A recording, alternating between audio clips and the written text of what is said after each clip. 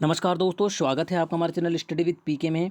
दोस्तों आज हम ऐसे क्वेश्चन देखेंगे दोस्तों आपके आगामी एग्जाम के लिए, जो कि हर एग्जाम में पूछे जाते हैं। जी हाँ दोस्तों, ये ऐसे क्वेश्चन है मोस्ट एमपी क्वेश्चन, जो कि दोस्तों हर एग्जाम के लिए बहुत ही महत्वपूर्ण होते हैं। सभी एग्जाम में दोस्तों ये क्वेश्चन जो है सभी एग्जाम में आपको देखने को मिलते हैं, ठीक है। जिससे कि दोस्तों ये क्वेश्चन आपके आगामी एग्जाम में भी पूछे जा सकते हैं, और अगर पूछे जाते हैं तो आपको उनका आंसर पता होना चाहिए, ठीक है। तो चलिए दोस्तों, बिना किसी देरी के स्टार्ट करते हैं वीडियो। अगर आप चैनल को अभी भी पहली बार देख रहे हैं तो चैनल को आप सब्सक्राइब कर लीजिए। चलिए तो बिना टाइम वेस्ट किए स्टार्ट करते हैं वीडियो। देखते हैं दोस्तों पहला प्रश्न क्या है, ठीक है। सभी क्वेश्चन ध्यान से पढ़िएगा, आंसर याद रखिएगा, ठीक है। ग्रीष्म अयानंत प्रतिवर्ष होता है। आपको बताना दोस्तों, ग्रीष्म अयानंत प्रतिवर्ष होता है, कब होता है, ठीक है। चार ऑप्शन दिए गए हैं आपको, ABCD, इन्हीं में से आपको बताना है, ठीक है। याद रखिएगा दोस्तों, ग्रीष्म अयानंत जो है वो प्रतिवर्ष 21 जून को होता है।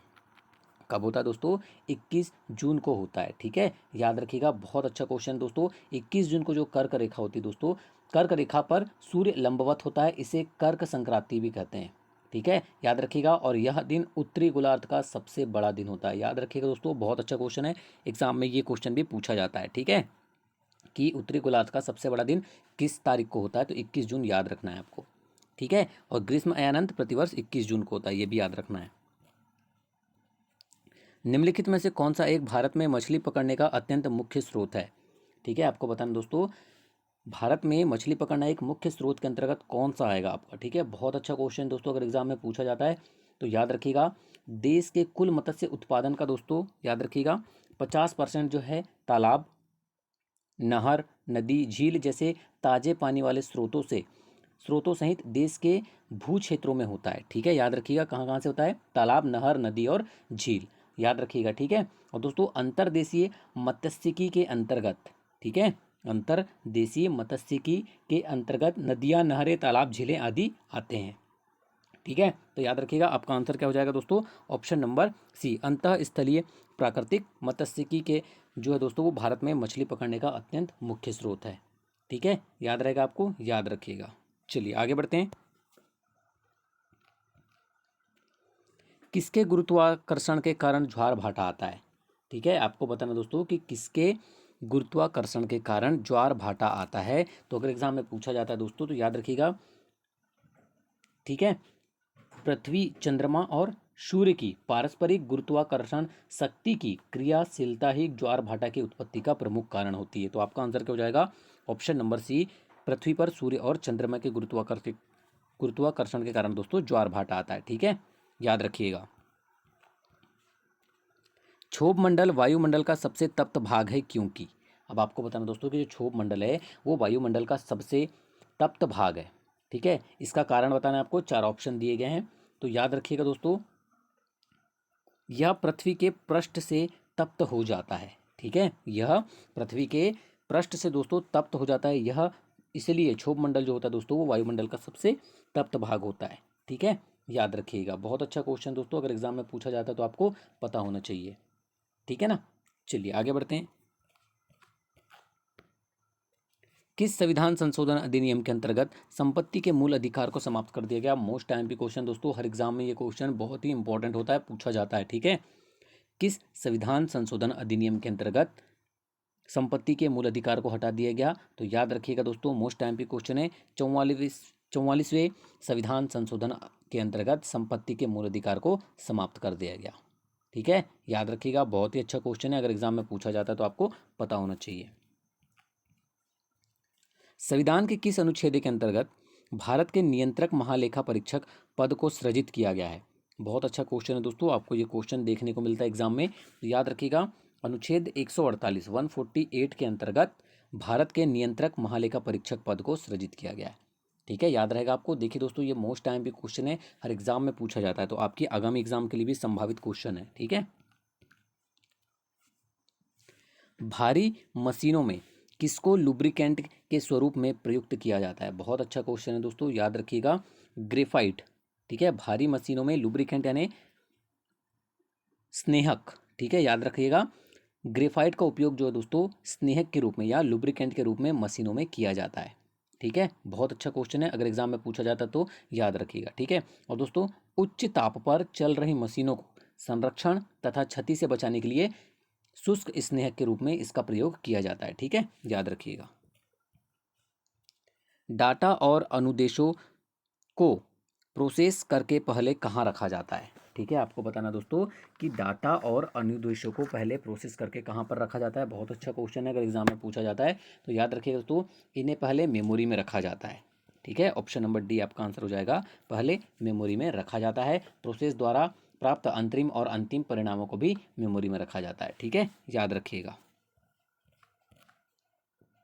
भारत सरकार के आपदा राहत केंद्र से कौन सा प्रदेश लाभान्वित नहीं होगा? आपको बताना दोस्तों कि भारत सरकार के आपदा राहत केंद्र से कौन सा प्रदेश है जो लाभान्वित नहीं होगा? तो वो है दोस्तों उड़ीसा। ठीक है, ऑप्शन नंबर डी आपका आंसर हो जाएगा, उड़ीसा। ठीक है, बहुत अच्छा क्वेश्चन है, अगर एग्जाम में पूछा जाए तो याद रखिएगा दोस्तों। ये भी याद रखना है कि भारत सरकार ने 7 राज्यों के लिए, ठीक है, 7 राज्यों के लिए 59.8 करोड़, 59.8 करोड़ का आपदा राहत फंड मंजूर किया है। इनमें कर्नाटक, उत्तर प्रदेश, असम, मध्य प्रदेश, त्रिपुरा, महाराष्ट्र और हिमाचल प्रदेश शामिल है। ठीक है, याद रखिएगा दोस्तों। तो दिए गए ऑप्शन में जो आपका राज्य है उड़ीसा इसके अंतर्गत नहीं आता है। 2020 वर्ष 2020 में भारत के कितने समुद्री तटों को प्रतिष्ठित ब्लू फ्लैग सर्टिफिकेट से सम्मानित किया गया है? बहुत अच्छा क्वेश्चन दोस्तों, तो याद रखिएगा अक्टूबर 2020 में, ठीक है, भारत में 8 समुद्री तटों को प्रतिष्ठित ब्लू फ्लैग सर्टिफिकेट से सम्मानित किया गया है। ठीक है, याद रखिएगा, मोस्ट टाइम पे क्वेश्चन है। कितने समुद्री तटों को? 8 समुद्री तटों को। एग्जाम के लिए बहुत ही अच्छा क्वेश्चन है। राष्ट्रीय महिला आयोग के बारे में सत्य कथन है। ठीक है, आपको बताना दोस्तों, जो 4 कथन दिए गए हैं इसमें से राष्ट्रीय महिला आयोग के बारे में कौन सा कथन सत्य है आपको बताना है। ठीक है, तो याद रखिएगा दोस्तों, निम्नलिखित में से जो कथन आपका सत्य है, देखिए यह एक संविधिक निकाय है, यह भी कथन आपका पूर्ण तरीके से सत्य है। आयोग की पहली अध्यक्ष जयंती पटनायक थी, यह भी कथन पूर्ण तरीके से सत्य है। इसका गठन जो है दोस्तों, ठीक है ना, राष्ट्रीय महिला आयोग भारतीय संसद द्वारा 1990 में पारित अधिनियम के तहत जनवरी 1992 में हुआ था, यह भी कथन आपका पूर्ण तरीके से सत्य है। तो ऑप्शन नंबर डी आपका आंसर हो जाएगा दोस्तों, राष्ट्रीय महिला आयोग के बारे में दिए गए जो कथन है यह सभी सत्य हैं। ठीक है, क्लाउड कंप्यूटिंग का पहला शैक्षणिक उपयोग किया गया था।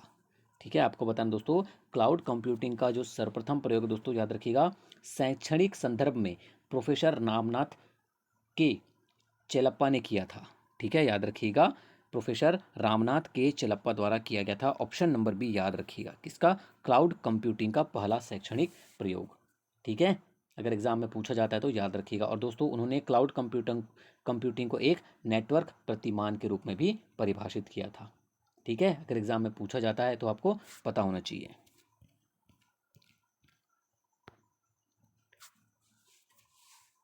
केंद्रीय यांत्रिक अभियांत्रिकी अनुसंधान संस्थान द्वारा विकसित विश्व के सबसे बड़े सौर वृक्ष को कहाँ स्थापित किया गया? ठीक है, आपको बताना दोस्तों कि केंद्रीय यांत्रिकी अभियांत्रिकी अनुसंधान संस्थान द्वारा विकसित विश्व के सबसे बड़े सौर वृक्ष को कहाँ स्थापित किया गया है? तो याद रखिएगा दोस्तों, अगर एग्जाम में पूछा जाता है तो दुर्गापुर में, ठीक है, जो कि पश्चिम बंगाल में है दोस्तों, वहाँ पर स्थापित किया गया है। ठीक है, अगर एग्जाम में पूछा जाए तो याद रखिएगा। ठीक है, और दोस्तों इस सौर वृक्ष की स्वच्छ व हरित ऊर्जा की 12,000 से 14,000 इकाइयों को, ठीक है, 12,000 से 14,000 इकाइयों को बनाने की वार्षिक क्षमता है। ठीक है, याद रखिएगा। राज्य की कोरकू जनजाति की आजीविका का मुख्य आधार क्या है? ठीक है, आपको बताना दोस्तों कि राज्य की कोरकू जनजाति, ठीक है, मध्य प्रदेश राज्य की जो कोरकू जनजाति है दोस्तों, इनकी आजीविका का मुख्य आधार बताना है आपको। क्या है? अगर एग्जाम में पूछा जाता है दोस्तों तो आपको पता होना चाहिए। ठीक है, तो याद रखिएगा, इनकी जो आजीविका का मुख्य आधार है दोस्तों वो है स्थानांतरित कृषि। ठीक है, कोरकू जनजाति की आजीविका का मुख्य साधन जो है दोस्तों वो स्थानांतरित कृषि एवं आखेटन है। ठीक है, याद रखिएगा। चलिए आगे बढ़ते हैं। खजुराहो के पार्श्वनाथ मंदिर का निर्माण किसने करवाया था? आपको बताना दोस्तों, काफ़ी बार एग्जाम में पूछा जाता है ये क्वेश्चन, याद रखिएगा। खजुराहो के पार्श्वनाथ मंदिर का जो निर्माण है दोस्तों वो करवाया गया था, किसने? धंगदेव ने। ठीक है, ऑप्शन नंबर सी आपका आंसर हो जाएगा, धंगदेव ने कराया था। चौसठ योगिनी मंदिर राज्य के किस जिले में स्थित है? बहुत अच्छा क्वेश्चन दोस्तों, काफ़ी बार एग्जाम में पूछा जाता है ये कि चौसठ योगिनी मंदिर कहाँ पर स्थित है। तो याद रखिएगा ये कहाँ पर स्थित है आपका, जबलपुर में। ऑप्शन नंबर डी आपका आंसर हो जाएगा। ठीक है, अगर एग्जाम में पूछा जाता है तो आपको पता होना चाहिए। ठीक है ना। चलिए, मध्य प्रदेश में खुली अदालतों का प्रारंभ किस समाज सेवी द्वारा किया गया था? मोस्ट आईएमपी क्वेश्चन दोस्तों, याद रखिएगा। मध्य प्रदेश में खुली अदालतों का जो प्रारंभ है दोस्तों वो किस समाज सेवी द्वारा करवाया गया था? तो अगर एग्जाम में पूछा जाता है तो याद रखना है कांताबेन त्यागी के द्वारा करवाया गया था। ठीक है, किसके द्वारा? कांताबेन त्यागी। ऑप्शन नंबर सी आपका आंसर हो जाएगा।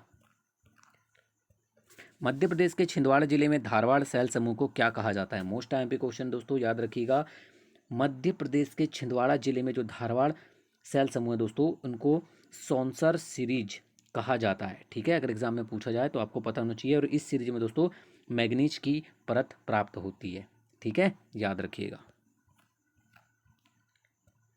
निम्न में से कौन सी श्रेणी यमुना व सोन नदी के बीच द्विविभाजक का कार्य करती है? दी मोस्ट आईएमपी क्वेश्चन है दोस्तों। निम्न में से कौन सी श्रेणी है जो यमुना व सोन नदी के बीच द्विविभाजक का काम करती है? अगर एग्जाम में पूछा जाए दोस्तों तो याद रखिएगा वो है आपकी कैमूर श्रेणी। ऑप्शन नंबर ए आपका आंसर हो जाएगा।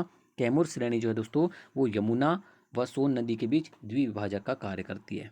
ठीक है, याद रखिएगा। चलिए आगे बढ़ते हैं दोस्तों। वैश्विक शांति सूचकांक वैश्विक शांति सूचकांक 2020 में भारत का कौन सा स्थान है? ये क्वेश्चन श्योर है आपको एग्जाम में पूछा जाएगा। याद रखिएगा दोस्तों 163 देशों की सूची में, ठीक है, कुल 163 देश थे, ये भी याद रखना है। इनकी सूची में जो भारत का स्थान है दोस्तों वो 139वां स्थान है। ठीक है, याद रखिएगा, बहुत अच्छा क्वेश्चन है, आपको याद रखना है। कुल 163 देशों में 139वां स्थान है भारत का वैश्विक शांति सूचकांक में। ICC under 19 cricket world cup 2020 का खिताब किसने जीता? ठीक है, आपको बताना दोस्तों आईसीसी अंडर 19 वर्ल्ड कप का जो खिताब है दोस्तों ये जीता गया बांग्लादेश के द्वारा। ठीक है, ऑप्शन नंबर बी आपका आंसर हो जाएगा, बांग्लादेश। वर्ष 2020 में केंद्र सरकार द्वारा ऑनलाइन माध्यम से डिजिटल शिक्षा के लिए किस दिशा निर्देश प्रोग्राम को शुरू किया गया है? The most IMP question exam के लिए। तो याद रखिएगा दोस्तों किस प्रोग्राम को शुरू किया गया है? अगर एग्जाम में पूछा जाता है तो याद रखिएगा जुलाई 2020 में केंद्रीय मानव संसाधन मंत्री डॉक्टर रमेश पोखरियाल निशंक द्वारा ऑनलाइन माध्यम से डिजिटल शिक्षा के लिए प्रज्ञाता दिशा निर्देश शुरू किया गया है। ठीक है, कौन सा दिशा निर्देश दोस्तों? प्रज्ञाता। ऑप्शन नंबर सी याद रखी जाएगी एग्जाम में। वन उपज पर आधारित फूड पार्क को मध्य प्रदेश के किस जिले में स्थापित किया जाएगा? मोस्ट आईएमपी क्वेश्चन दोस्तों, याद रखिएगा एग्जाम में पूछा जाता है तो वन उपज पर आधारित मध्य प्रदेश के पहले फूड पार्क को दोस्तों मध्य प्रदेश के उमरिया जिले में स्थापित किया जाएगा। ठीक है, अगर एग्जाम में पूछा जाए तो याद रखिएगा दोस्तों उमरिया जिला। नियंत्रक एवं महालेखा, ठीक है, याद रखिएगा नियंत्रक एवं महालेखा परीक्षक के पास निम्नलिखित में से किस निधि पर परीक्षण करने का अधिकार होता है? आपको 4 ऑप्शन दिए गए दोस्तों, इन्हीं में से बताना है आपको। ठीक है ना, तो याद रखिएगा दोस्तों नियंत्रक एवं महालेखा परीक्षक भारत की संचित निधि, प्रत्येक राज्य की संचित निधि एवं केंद्र की लोक लेखा निधि, तीनों का ही पर परीक्षण करने का अधिकार होता है किसे? नियंत्रक एवं महालेखा परीक्षक के पास। ठीक है, तो ऑप्शन नंबर डी आपका आंसर हो जाएगा।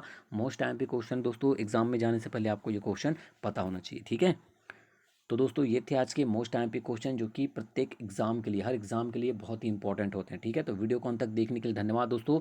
वीडियो पसंद आया हो तो लाइक और शेयर जरूर कीजिएगा।